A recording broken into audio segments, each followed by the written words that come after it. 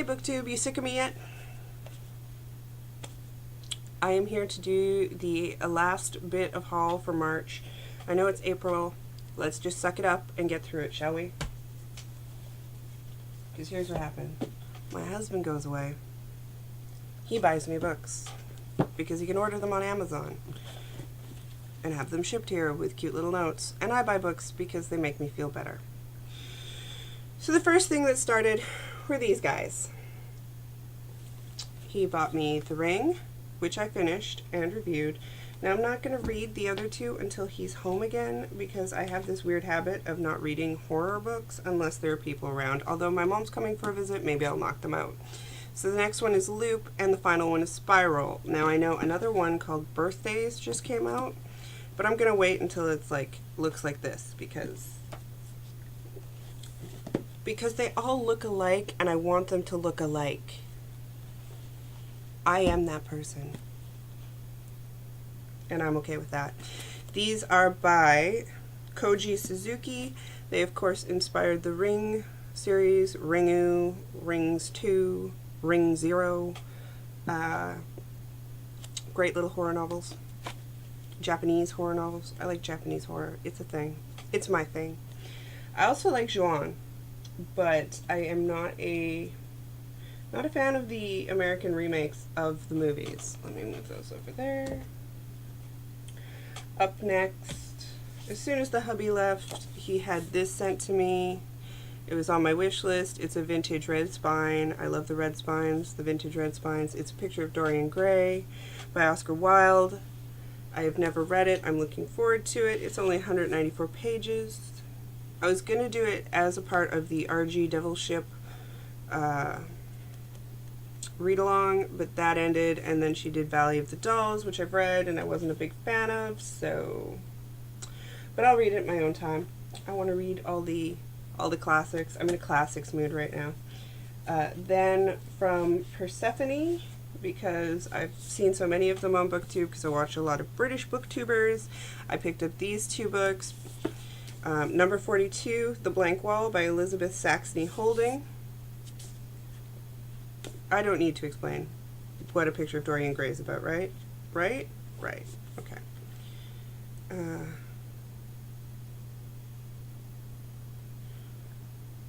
These are like old school, like kind of mystery horror. This one isn't a mystery horror kind of deal.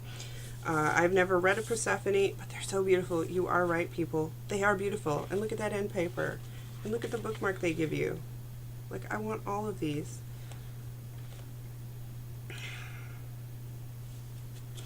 Like, I just want them. And I love the way they look inside. I will love the way the text is. I'll probably end up ordering a bunch. I will probably want a set so that they can look nice on a shelf because that's who I am.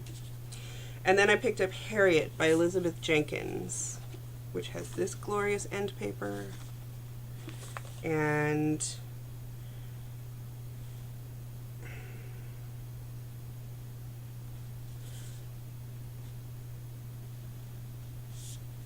I'm not exactly sure what this one's about.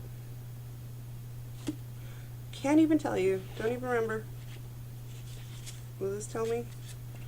Or is this just a little excerpt? It's about a woman named Harriet.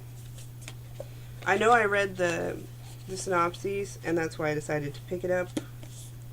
It's a little bit bigger than the other one. Whatever. It's pretty, and it's number 97, and you can go to Persephone and read all of the little excerpts and everything on there and enjoy it like I do. I like to go read them just for fun sometimes. Then I got this from Slightly Foxed because I had picked up Terms and Conditions and I saw this, which is Mr. Tibbet's Catholic School by Zendra Maxton Graham, the same author, and I thought, I need to have this.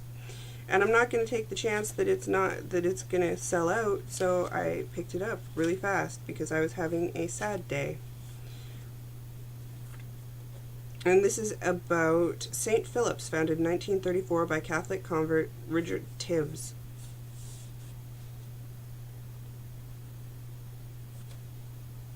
It's little, it's blue, it's cute. I like it. That's all that matters. I picked up Hagseed by Margaret Atwood. which is part of the Hogarth Shakespeare edition. This is, of course, the retelling of The Tempest, and quite frankly, it's Margaret Atwood, so I have to read it. And it was at Liberty Bay, which is my local independent bookstore. It was in the sale cart, I think because it's the hardcover and the soft cover's coming out, and I wanted this cover. Like, I really wanted this cover. So I paid half price for it, and now I have it, and it's going to be something I read soon. I picked up, Barnes & Noble had this on sale for $5, and I figured everybody talks about Donna Tartt. I've read the back, and I've thought about reading it like a million times. Wow, this thing is heavy. It's hurting me. I figured I'd pick it up because I would eventually read it, and at $5, this is a lot of book for your money. So, chunkers. I'm into chunkers. I'm big. I like big books.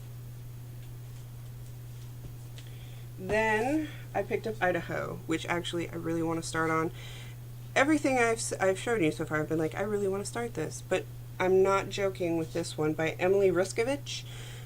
I saw Mercedes of Mercy's Musings, do a little review of it, and that made me want it. And then I had a coupon, and when you have a coupon, and it's also 20% off plus 10% off, plus it's basically free, so I figured, yeah, I'm going to pick this up because I want to read it. I like the premise. I want to know what happens to the kids. I want to know how that plays out.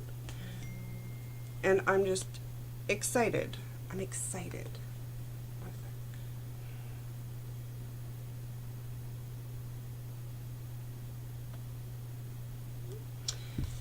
I'm excited to get to that one. So, and then I was going to pick this up in softcover, but then I saw that it was on sale in hardcover. So the softcover I could have paid $20 for, but the hardcover I only paid $5. And that's The Luminaries by Eleanor Catton. It is the winner of the 2013 Man Booker Prize. Again, it's about New Zealand, and I will read anything about New Zealand or involving New Zealanders because I have a slight obsession with New Zealand. Go figure.